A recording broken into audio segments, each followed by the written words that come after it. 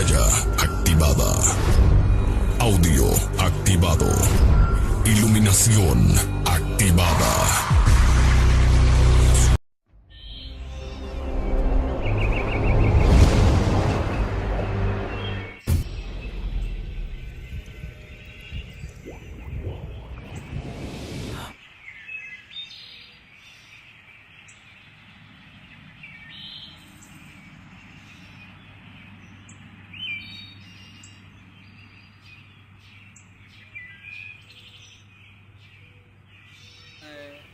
Buenas tardes, profesora, buenas tardes, compañeros.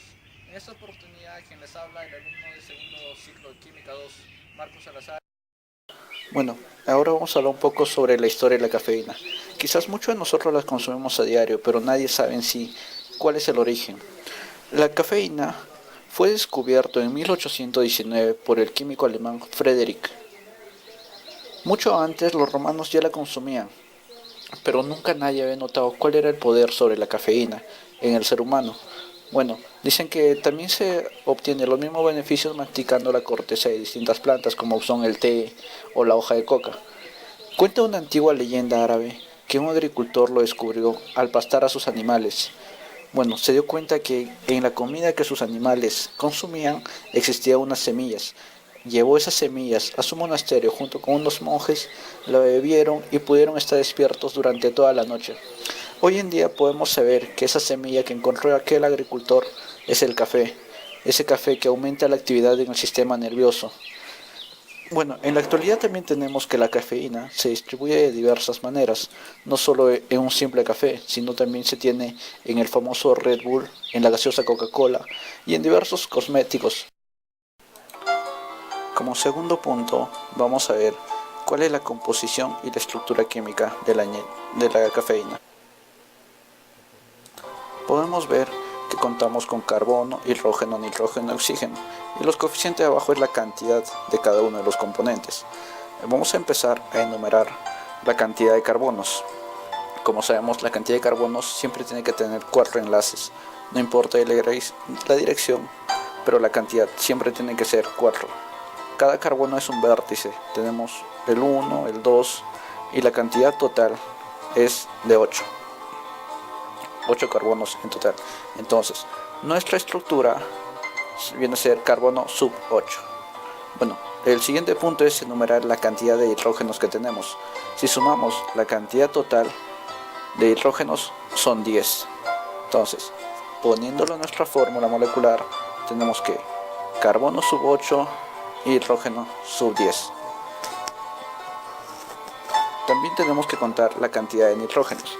En total, en toda nuestra estructura tenemos 1, 2, en total 4 nitrógenos. 4 nitrógenos unidos a los carbonos y 2 oxígenos con doble enlace cada uno. Nuestra estructura final entonces, nuestra fórmula final entonces viene siendo carbono 8, hidrógeno 10, nitrógeno 4 y oxígeno 2.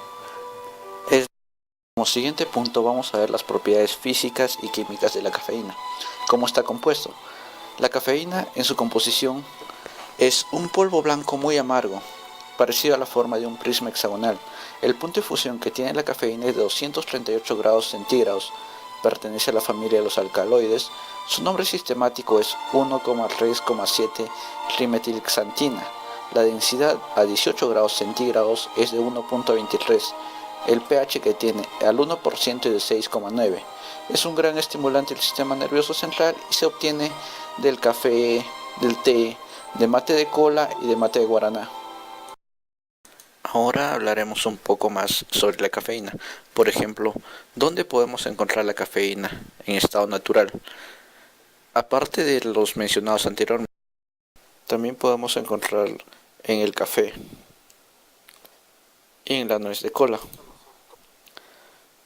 La cafeína es un gran estimulante del sistema nervioso, pero no debemos de olvidar que si la consumimos en grandes cantidades puede ser muy perjudicial, es tóxico para la salud.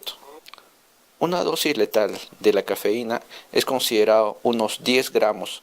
Claro está dicho que es en un lapso de tiempo muy corto.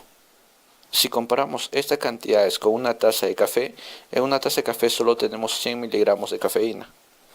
Muy aparte de ello, usamos este tipo de cafeínas en energizantes, que si abusamos también de ellos nos pueden traer consecuencias letales como la muerte.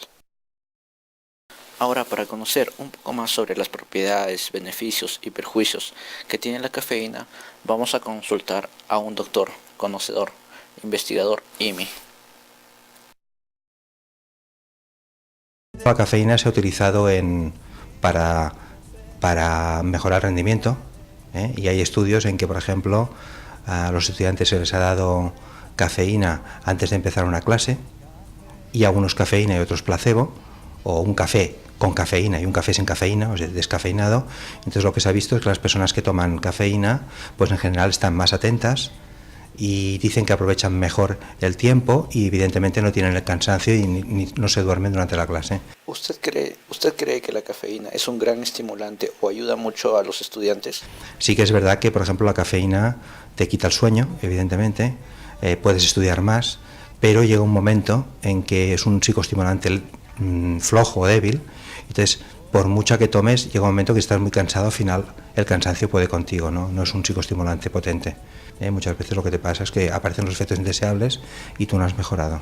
En principio, si no te aparece, si tienes el corazón bien, que la mayoría de gente joven lo tiene, y no te produce estos efectos que hemos comentado, fundamentalmente de taquicardia, en principio no tiene por qué pasarte nada. Lo que te ocurrirá es que, bueno, estarás despierto unas cuantas horas y después, cuando se pasa el efecto de la cafeína, que son un par de horas después de cada tomarlo, entonces estarás igualmente cansado. O sea, porque la sensación de cansancio que te hace, que te quita, es una sensación falsa. En época de exámenes, para poder estudiar más, es una de los estimulantes legales que hay, pero todo depende de cuánta tomes y cuántas horas quieras estudiar.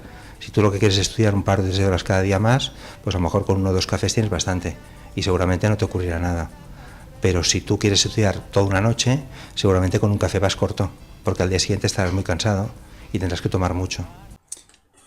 En cuanto al proceso experimental, comenzamos por preparar una infusión de té, pero una infusión de té en las cuales no perdemos el vapor de agua, sino que ese vapor de agua eh, se condensa y regresa constantemente hacia el matraz de ebullición, lo que nos va a permitir que no se pierdan los reactivos por evaporación, manteniendo de esta manera el sistema de reactivos constante, manteniendo así la masa del sistema de reactivos constante. El siguiente paso es filtrar el producto obtenido por un sistema de filtración por presión reducida. Debemos recordar que la cafeína es un elemento bastante soluble en agua caliente. De esta manera habremos obtenido una primera separación de la cafeína. Esa filtración a vacío se logra mediante un embudo Büchner, el cual está acoplado herméticamente a un matraz que tiene un hueco en la parte lateral, llamado quitasatos. Ese matraz va comunicado hacia un frasco de seguridad y este frasco de seguridad va conectado a una trompa de vacío. Esa trompa de vacío funciona de la siguiente manera.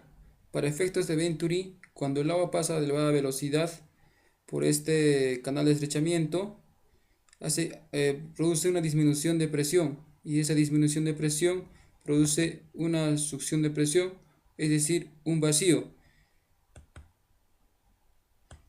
permitiendo que la filtración sea mucho más rápida de lo que sería la presión atmosférica. En un tubo de decantación mezclamos la infusión con dosis de dicloruro de metano. Como siguiente paso, vamos a pasar al proceso de agitación, teniendo mucho cuidado. A cada instante de la agitación vamos a abrir ligeramente esta llave de paso que está a un extremo, para poder evacuar los gases volátiles. Debemos tener en cuenta que el dicloruro de metano es un gas muy volátil. Podría producir una salida brusca o hacer saltar el vapor. Esa extracción se puede repetir varias veces, pero en un principio solamente es necesario 2 extracciones. Luego de la extracción pasamos al proceso de la decantación. En la decantación podemos observar la separación de las fases no es nítida. Podemos observar entre las dos fases una fase intermedia. Entre la fase líquida, acuosa, y la fase sólida, orgánica, tenemos una fase intermedia que es una emulsión. Conviene obtener estas dos fases, la emulsión y la fase orgánica, ya que con el posterior lavado de la disolución de hidróxido de sodio vamos a tener una mejor separación de la fase orgánica. Cuando ya tenemos la parte orgánica separada, la deshidratamos con con hidróxido de sodio en hidro. Cuando ya tenemos la parte orgánica recogida, la deshidratamos con sulfato de sodio. A continuación, esa fase orgánica ya limpia y deshidratada la pasaremos al matraz de rotación. La pasaremos al matraz de rotavapor.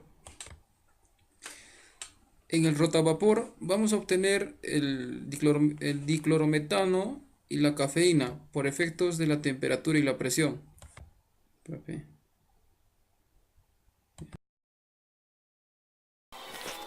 Como punto final, tenemos que la cafeína consumida en pequeñas cantidades ayuda a la concentración y en muchos casos al estudio. Segundo punto, para expulsar el total de la cafeína consumida es necesario que pasen como mínimo 96 horas.